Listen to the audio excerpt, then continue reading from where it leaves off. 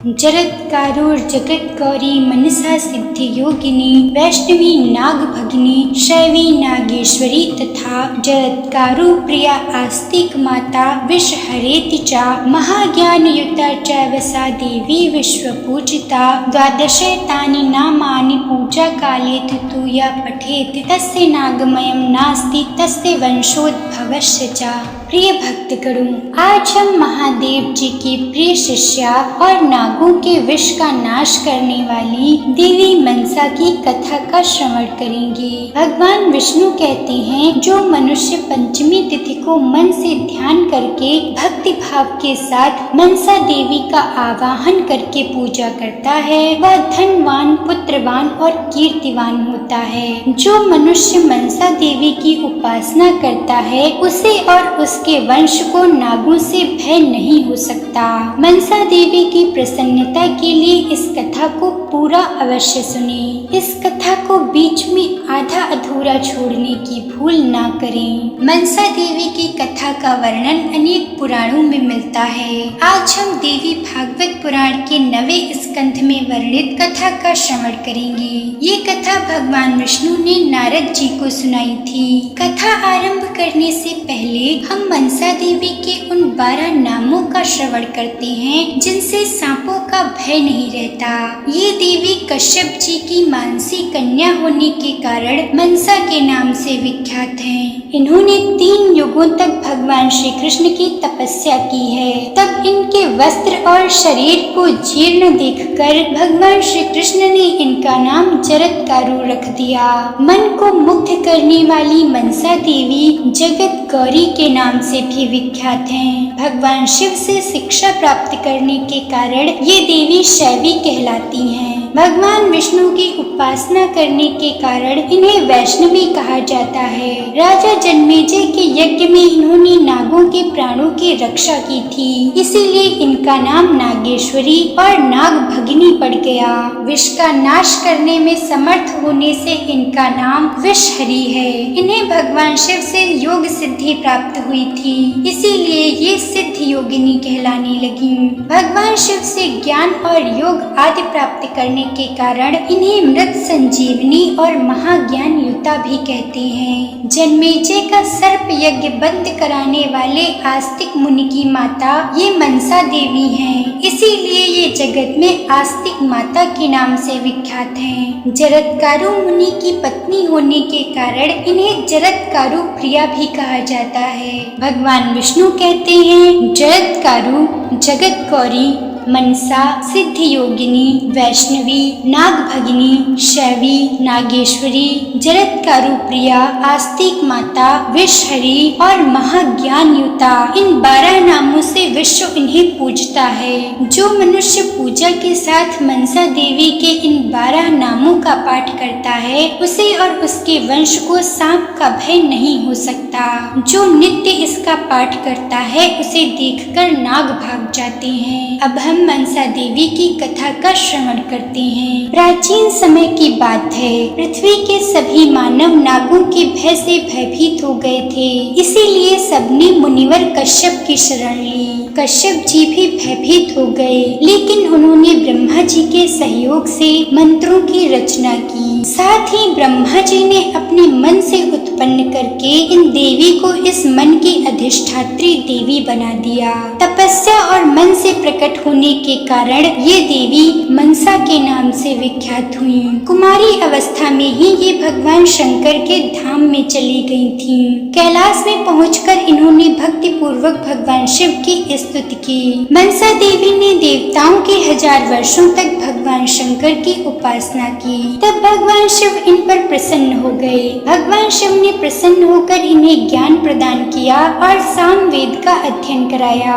भगवान शिव से ज्ञान प्राप्त करने के बाद ये उनकी आज्ञा लेकर पुष्कर क्षेत्र में तपस्या करने चली गईं। वहां जाकर इन्होंने भगवान श्री कृष्ण की 3 युगों तक तपस्या की। भगवान श्री कृष्ण ने प्रकट होकर इन्हें दर्शन दिए। उन्होंने दूसरों से इनका पूजन कराया और स्वयं भी इनकी पूजा की और वर दिया कि देवी तुम जगत में पूजनीय हो। देवी मनसा को वरदान देकर भगवान श्री कृष्ण अंतर्ध्यान हो गए।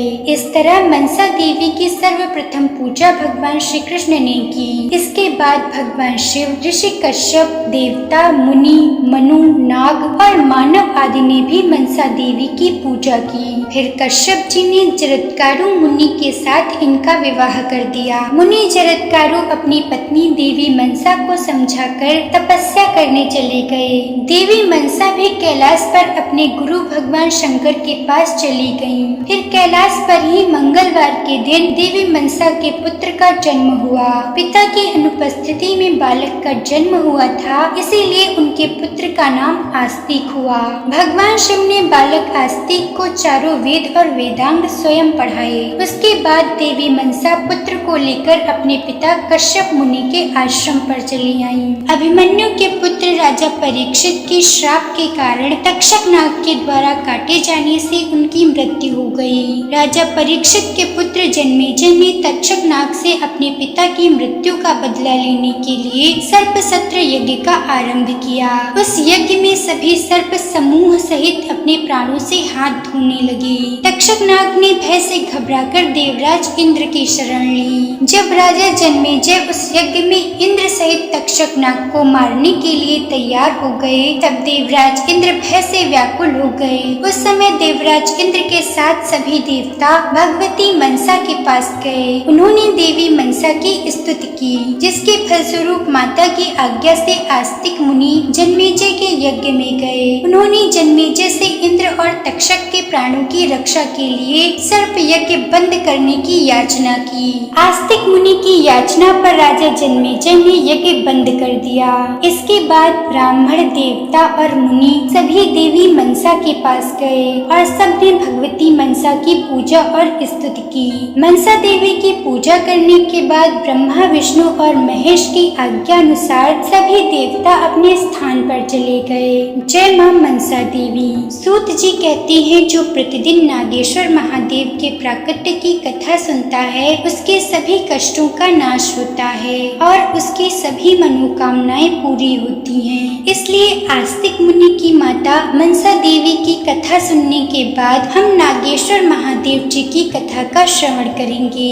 दारुका नाम की एक राक्षसी थी। वो पार्वती जी के वरदान से सदा घमंड में भरी रहती थी। अत्यंत बलवान राक्षस दारुक उसका पति था। उसने बहुत से राक्षसों को साथ लेकर वहाँ सत्पुरुषों का संहार मचा रखा था। वह लोगों के यज्ञ और धर्म का नाश करता फिरता था। पश्चिम समुद्र के तट पर उसका एक वन था, जो संपूर्ण समृद्धियों से भरा रहता था। उस वन का विस्तार सब ओर से 16 योजन था। दारुका अपने आनंद के लिए जहाँ जाती थी, वहीं वह वन भी चला जाता था। माता पार्वती ने उस वन की देखरेख का भार दारुका को सौंप रखा था। दारुका अपने पति के साथ इच्छानुसार उसमें विचरण करती थी। राक्षस दारुक अपनी पत्नी दारुका के साथ रहकर वहाँ सबको डराता था।